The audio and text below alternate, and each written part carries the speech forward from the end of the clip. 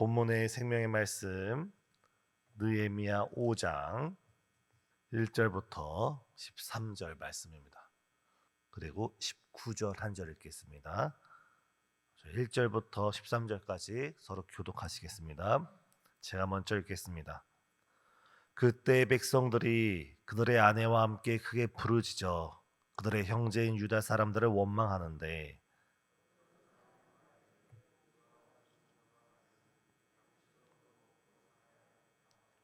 어떤 사람은 말하기를 우리가 밭과 포도원과 집이라도 저당 잡히고 이 흉년의 곡식을 얻자 하고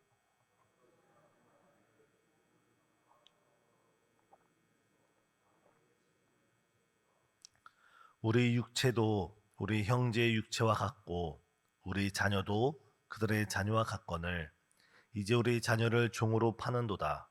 우리 딸 중에 벌써 종된 자가 있고 우리의 밭과 포도원이 이미 남의 것이 되었으나 우리에게는 아무런 힘이 없도다 하더라.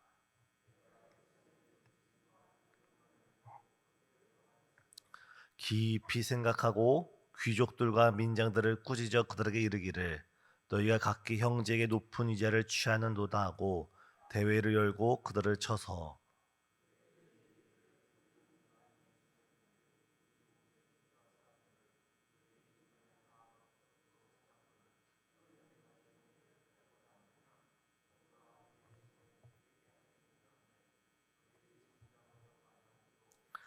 내가 또 이르기를 너희의 소행이 좋지 못하도다. 우리의 대적 이방 사람의 비방을 생각하고 우리 하나님을 경외하는 가운데 행할 것이 아니냐.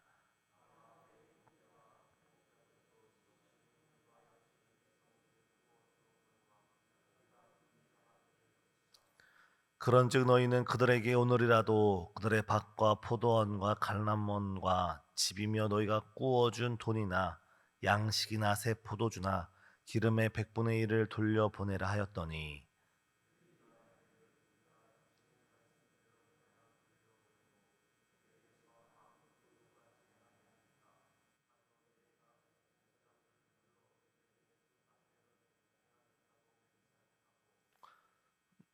어, 13절과 19절 같이 읽겠습니다.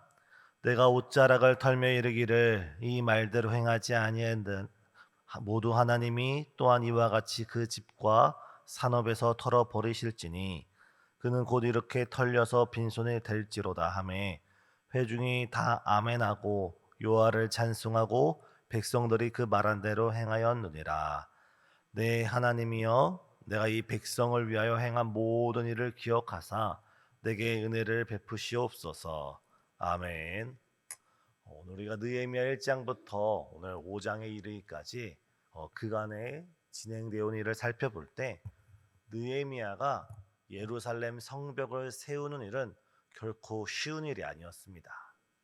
우선 느헤미야는 자신이 술 맡은 관원장 왕의 최측근인 그 자리에서 떠나서 900km나 떨어진 예루살렘으로 향하였고 또 그곳에 도착해서도 황폐해진 예루살렘을 바라보면서 느헤미야는 심히 어려움을 겪었습니다. 또한 그 가운데 지난 4장까지 산발락과 도비야 온갖 사람들의 방해로 인해서 그들은 한 손에는 무기를 들고 다른 한 손에는 쟁기를 들고 그들은 부단히 노력을 하며 성벽을 건축해 나갔습니다. 그런데 이런 외부의 위협, 느헤미야가 성벽을 건축하기까지 이런 어려움을 겪는 것은 어느 정도 예상된 일이었습니다. 그런데 오늘 본문 5장에 들어서면 느헤미야가 전혀 생각하지 못했고 전혀 뜻밖의 장소에서 문제가 생긴 것입니다. 그것은 바로 외부의 박해와 외부의 위협이 아니라 내부의 분열과 내부의 갈라짐이었던 것입니다. 이 예루살렘 공동체 다시 세워지는 신앙 공동체 안에서 이곳 저곳에서 원망과 불평이 터져 나온 것입니다. 백성들이 원망했던 이유는 크게 세 가지입니다. 우리 앞서 읽었듯이 2절을 보면 이 시기에 예루살렘 지역에 흉년이 들어서 백성들이 먹을 것이 없었습니다. 먹을 것이 없으니 그들은 자연스럽게 처자식을 먹여 살리기 위해서 그들이 얻은 밭과 집을 담보로 하여서 그 음식을 빌리고 돈을 빌렸는데, 문제는 높은 이자로 빌렸다는 것입니다. 여기서 이자라고 하는 것은 연이율 몇 프로 이런 이자가 아니라, 우리가 쉽게 생각하면은 대부업, 사채를 생각하면 될 것 같습니다. 아주 높은 이자를 받았다는 것입니다. 그리고 그 높은 이자뿐만 아니라 이 당시 정부에서는 높은 세금을 징수해 갔기 때문에, 이들은 심지어 그들이 받았던 그 땅과 과수원, 그 모든 것을 다 빼앗기고, 심지어 그들의 자녀들까지도 노예로 팔아야 되는 그런 상황 가운데 놓이게 되었습니다.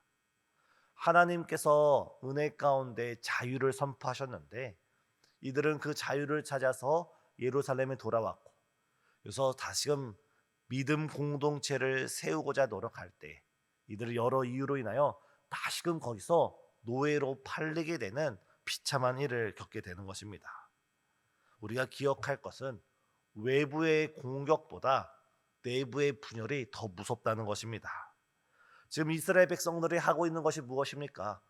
외부로부터 외부의 세력이 공격해 들어올 때 그것을 막기 위하여 예루살렘 성벽을 짓기 위하여 최선을 다하고 있는데, 지금 정작 문제는 이스라엘 백성들 안에서 그들의 마음의 성벽, 그들의 신뢰의 성벽, 믿음의 성벽이, 사랑의 성벽이 무너지고 있었다는 것입니다.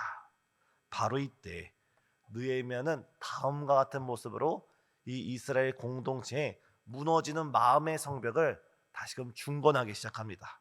사랑하는 성도님, 오늘 우리도 우리 신생중앙교회에 느헤미야와 같은 믿음의 지도자가 되어서, 느헤미야 같은 믿음의 영적 하나님의 자녀가 되어서 우리의 마음을 다시금 세워나가는 귀한 하나님의 청지기가 되시길 예수님의 이름으로 소망합니다.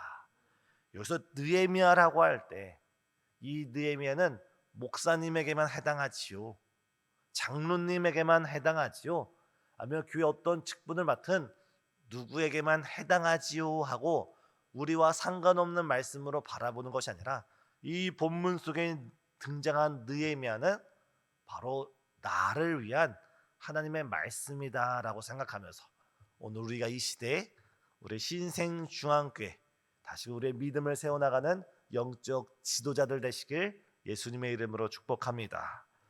가장 먼저 느헤미야는 6절을 보면 백성들의 마음을 경청했습니다.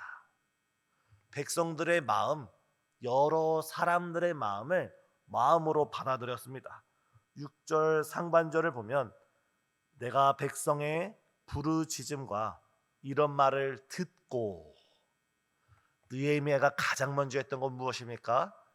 이런 문제가 생겼다는 사실을 알고 그 사실에 대해 듣기 시작합니다.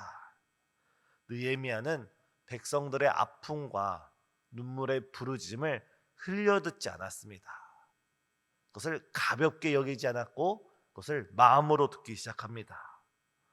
좋은 리더는, 하나님께서 원하시는 그런 사람은 말을 많이 하기보다는 오히려 많은 사람의 말을 듣고 그 들은 말을 하나님의 뜻에 행하는 사람이 하나님이 찾으시는 사람인 줄 믿습니다. 성경에서도 듣기는 속히 하고 말하기는 더디하라 라고 말을 하고 있습니다. 지혜의 왕 솔로몬이 왕위에 올랐을 때 그가 가장 먼저 하나님께 구했던 것은 무엇입니까? 바로 기브온 산당에 나아가서 1000번째로 하나님께 기도하면서 그가 가장 먼저 구했던 것은 바로 듣는 마음을 달라고 했습니다. 그 수많은 백성들의 그 마음을 듣고 그들의 여러 마음을 헤아리면서 그 듣는 마음 가운데 하나님의 뜻을 행할 수 있게 해달라고 솔로몬은 듣는 마음을 구했을 때, 하나님께서 솔로몬에게 지혜뿐만 아니라 그의 삶의 모든 것을 다 책임져 주신 줄 믿습니다. 사랑하는 성도님, 듣는 사람, 정말 건성으로 듣는 사람이 아니라 마음으로 듣는 사람, 정말 예수님의 마음으로 듣는 그 한 사람이 있으면 그 사람이 있는 공동체는 달라지게 됩니다. 가정 가운데 정말 남편과 아내의 말을 들어주고 자녀와 부모, 형제의 말을 잘 들어주는 그 한 사람만 있어도 그 가정의 분위기가 달라집니다. 학교에서도, 또한 학원에서도, 또한 직장에서도, 또 교회 공동체와 어떤 모임이든 간에 정말 누군가의 말을 마음으로 잘 들어주는, 경청하는 한 사람만 있어도 정말 그 공동체는 새로워집니다.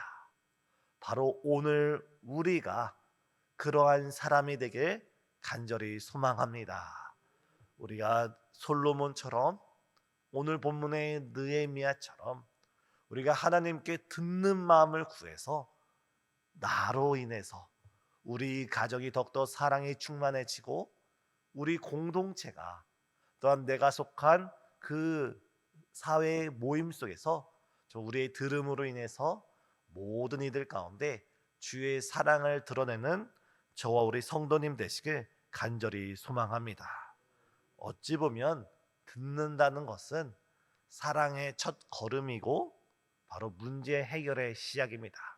오늘 이 시간 우리가 기도할 때 우리의 귀를 열어주시고, 느헤미야가 그 백성들의 마음을 경청했던 것 같이, 솔로몬이 하나님께 듣는 마음을 구했던 것 같이 우리에게도 듣는 마음을 허락하여 주시옵소서. 우리에게 듣는 마음을 허락해 달라고 함께 기도하는 우리 모두가 되길 간절히 소망합니다.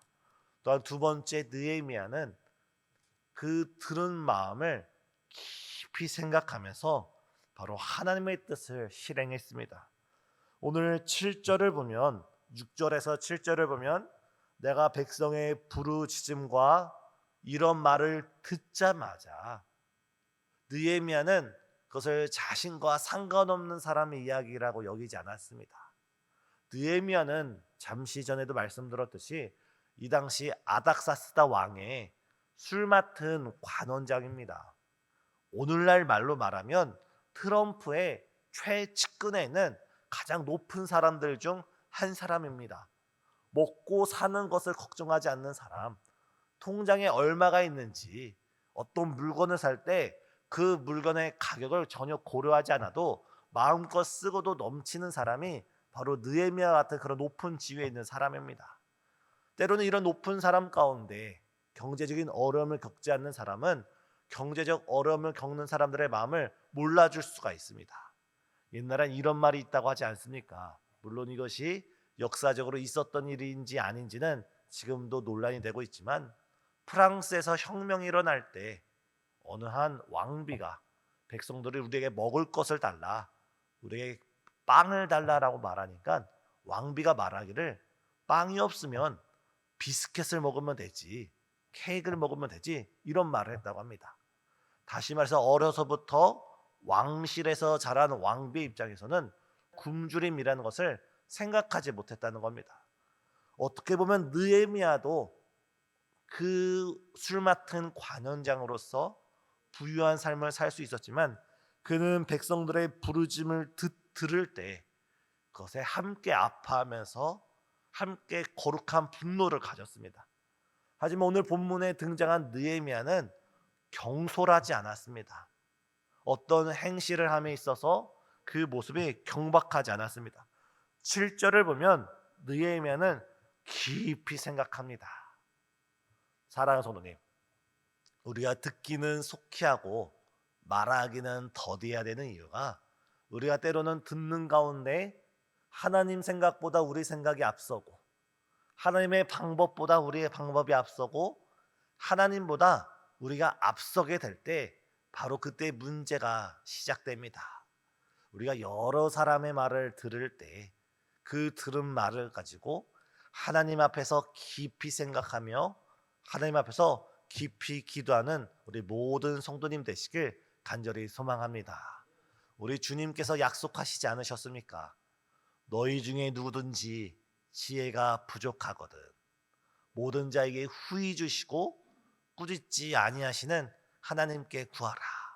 그리하면 주시리라. 너희 행사를 여호와께 맡겨라. 그가 지도하시리라. 사랑하는 성도님, 지금 우리가 주 앞에 나와서 지금 우리 개인의 문제, 우리 자녀와 우리 가정의 문제, 또한 내가 속한 그 사회 속에 있는 공동체 속에 있는 그 모든 문제를 하나님 앞에서 깊이 생각하시고 하나님의 뜻을 구해 나가는 우리 모두가 되길 예수님의 이름으로 소망합니다. 마지막 느헤미야의 모습은 어떻습니까?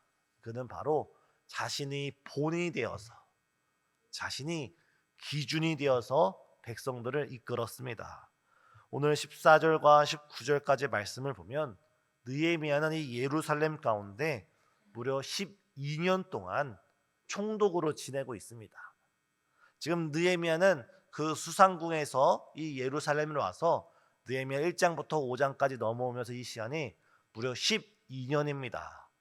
12년이면 언제입니까? 지금부터 2025년부터 12년 전은 2013년입니다. 근데 놀라운 사실은 그 12년 동안 우리로 따지면 2013년부터 2025년까지 느헤미야는 녹봉을 받지 않았다고 합니다. 다시 말해서 월급을 받지 않았다는 겁니다. 아니, 월급을 받지 않는 게 왜 이렇게 대단합니까 했을 때, 이 당시 총독은 황제로부터 녹봉을 받겠지만 황제로부터 직접 받는 것이 아니라 자신이 다스리고 있는 그 지역에서 세금을 징수해서 그 가운데 자신의 세금, 자신의 녹봉을 채워 넣었습니다. 다시 말해서 느헤미야는 이 백성들의 고통이 가중되어 있는 것을 막기 위해서 자기 자신은 녹봉을 받지 않았고 12년 동안 헌신되기 총독으로 살았던 것입니다. 그는 권리를 주장할 수 있었지만 그 권리를 내려놓고 백성들을 진실로 사랑으로 섬겼던 것입니다. 우리는 이 모습 속에서 우리 예수님의 모습을 발견할 수가 있습니다. 우리의 선한 목자 되신 예수님께서는 근본 하나님이시고 하나님 보좌 우편에 앉으셨지만 그는 자기 자신을 비워서 이 땅 가운데 성육신하시고 우리를 위하여 종의 형체를 입으시고 또한 십자가를 부끄러워하지 않으시고 그 십자가의 사랑으로 우리를 구원하여 주신 줄 믿습니다. 우리 예수님께서는 권리를 주장하지 않으시고 자신의 권리를 내려놓으시며 철저하게 낮아지시고 섬기심으로써 우리를 향한 사랑을 보이셨습니다. 오늘 본문의 느헤미야도 마찬가지입니다.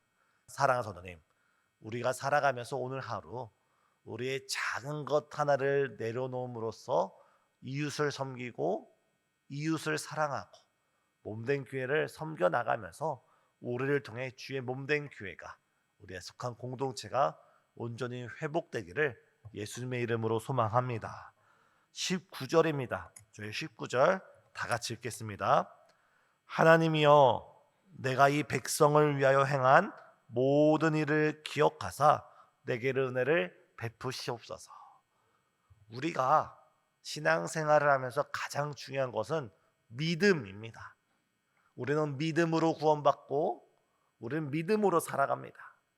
우리가 믿음으로써 다른 사람들의 말씀을 경청할 때, 우리가 믿음으로써 우리가 하나님 앞에 기도하며 주의 지혜를 구해 나갈 때, 우리가 믿음으로써 우리 이웃을 사랑하며 내 것을 내 것으로 여기지 않고 조금씩 다른 이들을 위해 우리가 섬겨나가고 헌신해 나갈 때 하나님께서는 우리의 믿음을 기억하시고 우리가 행한 일대로 우리에게 은혜를 베풀어 주시는 줄 믿습니다.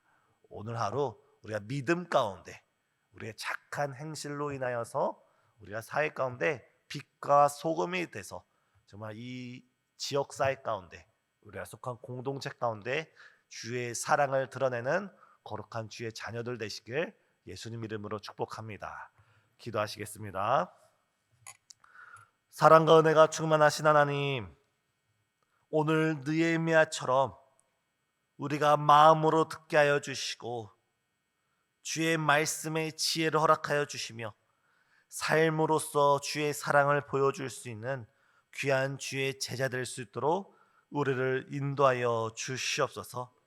우리가 눈에 보이는 성벽을 다시 세우는 일도 중요하지만 무엇보다 무너진 마음들, 무너진 생각들, 무너진 삶을 다시 회복시키는 귀한 청지기로서 우리를 사용하여 주시옵고, 믿음으로 듣고 믿음으로 구하고 믿음으로 행하면서 정말 주의 크신 은혜를 덧입는 거룩한 제자로 우리를 변화시켜 주시옵소서. 또한 이 시간 새벽 예배 나와 주 앞에 엎드리는 수많은 성도님들이 있습니다. 그 마음 가운데 품고 있는 가정과 자녀와 사업과 여러 가지 기도 제목 주께서 속히 이루어 주시옵고, 주님, 병상 가운데 또한 여러 가지 문제 가운데 눈물로 기도하고 있는 여러 성도들의 그 답답한 상황이 속히 응답되어지는 거룩한 하루 되시도록 역사하여 주시옵소서. 예수님의 이름으로 기도드리옵나이다. 아멘.